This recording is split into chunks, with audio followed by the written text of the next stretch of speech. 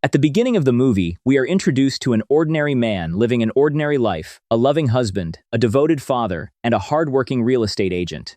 But all of that changes the moment he slips on a clown costume he found in an empty house. What starts as a desperate attempt to save his little boy's birthday party quickly becomes something far darker and far more irreversible than anyone could have imagined.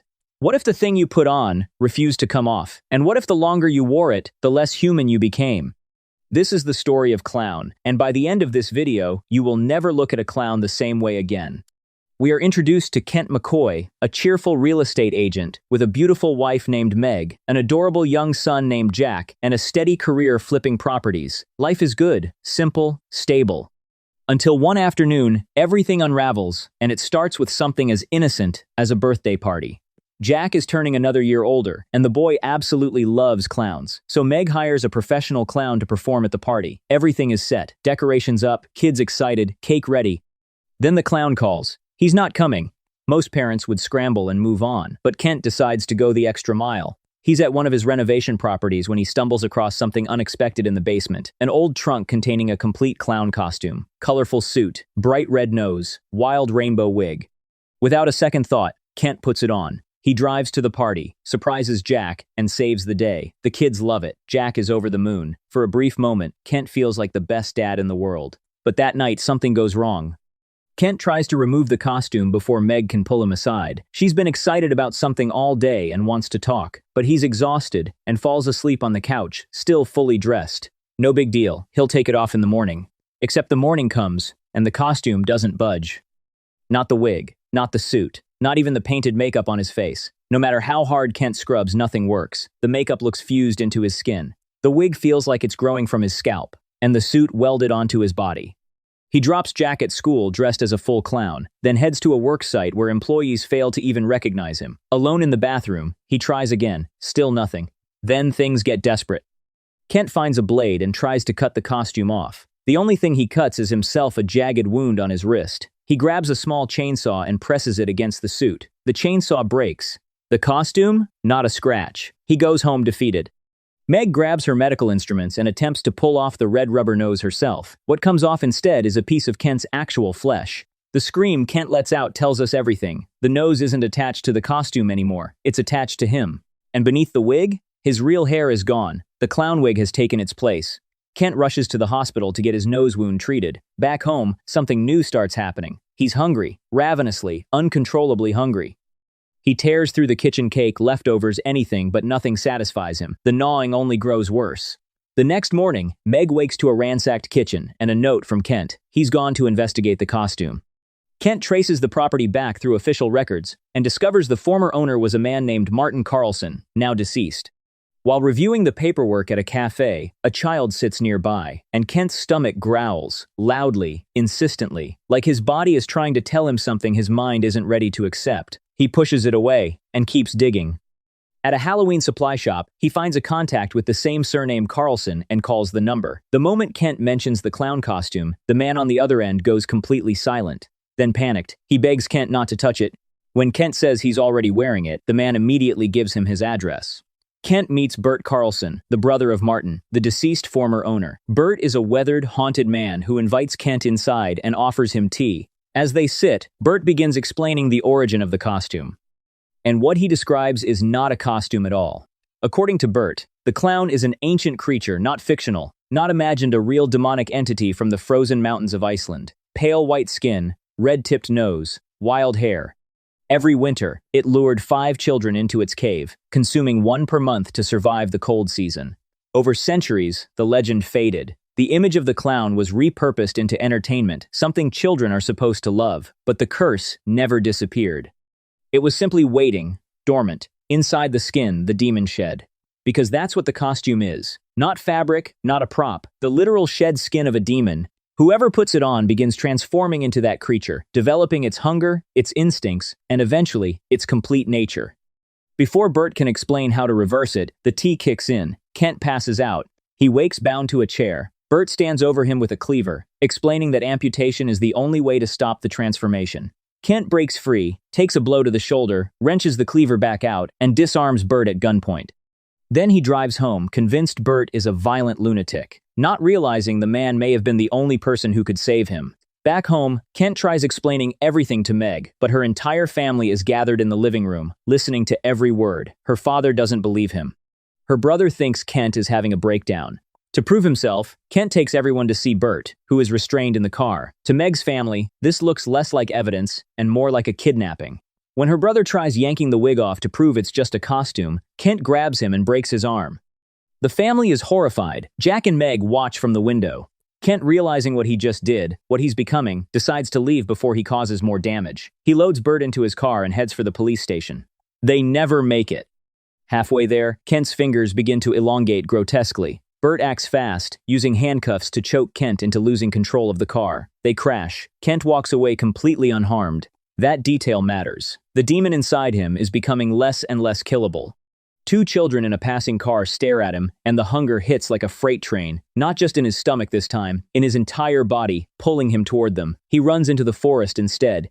At a nearby campsite, a young Boy Scout hears a strange sound, deep, guttural growling from the tree line. He turns around and finds Kent standing there, wild-eyed. The boy, sweet and trusting, reaches into his pocket and offers Kent a cookie.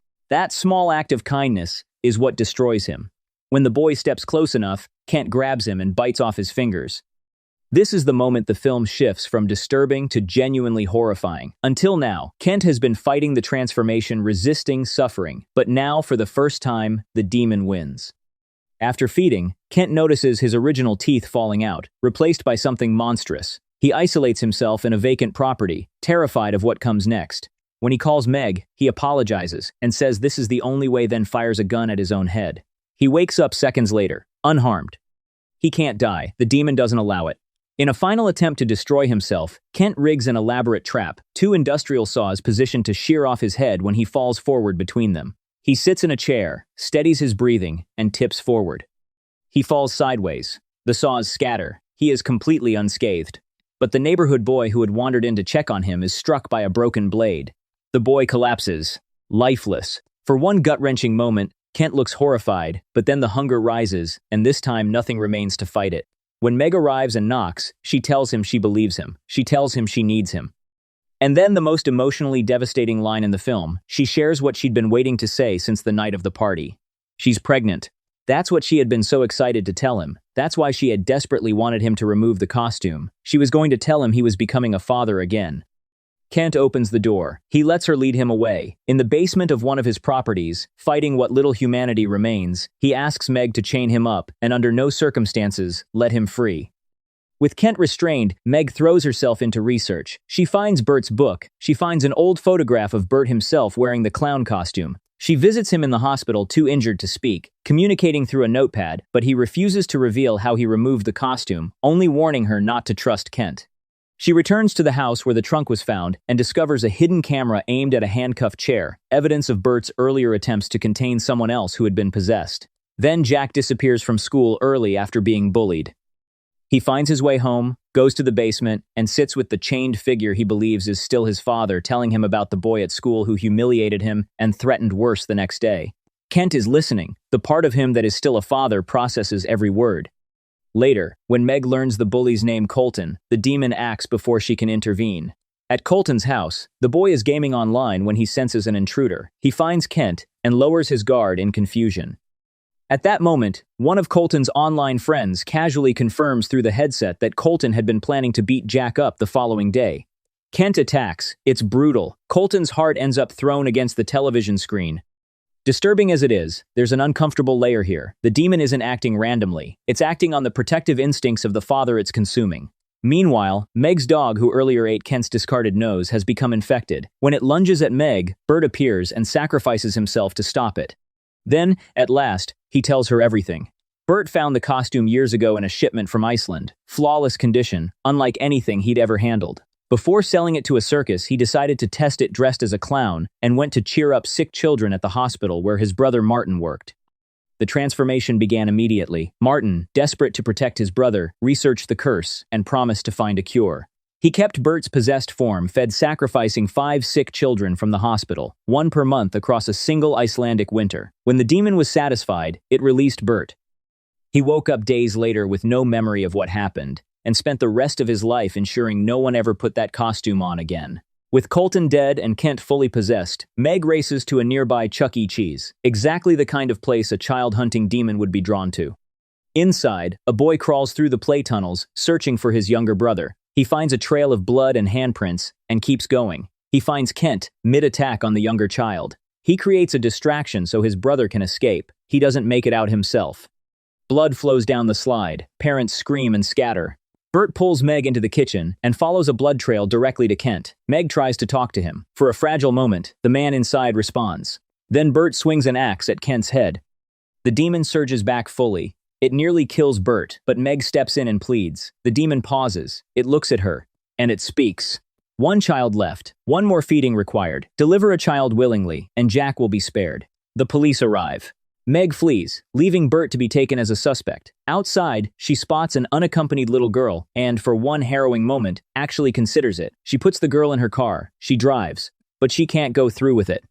She lets the girl go, and in that moment of clarity, realizes Kent hasn't come for the girl. He's already on his way to Jack. Meg drives back and arrives at her father's house just as the demon does. Before anyone can react, it tears her father's jaw from his skull. Meg grabs a sledgehammer and squares off. She lands a direct hit to its face. It barely slows it down. The demon disarms her, pins her against a car, and begins trying to tear the unborn child from her body. With her last burst of strength, Meg screams for Jack to run. Jack hides beneath the staircase. The demon hunts him methodically through the house. Meg staggers back up, drives a knife into the creature's neck. The wound means nothing. It rips a chunk from her shoulder and throws her across the room. When Jack tries to escape, the demon seals the exit with debris. When Jack tries to hide, the demon tears away the ladder. The walls are closing in. But Meg recovers. She gets a chain around the creature's neck, and as it strains toward Jack, the tension nearly tears its own head off. It weakens. Meg raises the sledgehammer, and then Kent's voice, coming from inside the demon, begging her to help him. Meg hesitates. Jack doesn't. That's not my dad, he says quietly. She swings. The blow separates the demon's head from its body. Colored blood, not red, not human, erupts across the room. The creature collapses and begins to dissolve.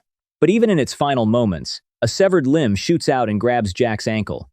Meg drops to her knees and tears the last nerve connections apart with her bare hands. The demon stops moving. All that remains is Kent's head and the empty costume, the shed skin of a monster that destroyed this family over 5 unimaginable days. In the aftermath, police collect the evidence. They take the costume, and as the camera lingers on that trunk being loaded into a vehicle, the film leaves us with one final, unsettling thought. The costume still exists. It's waiting.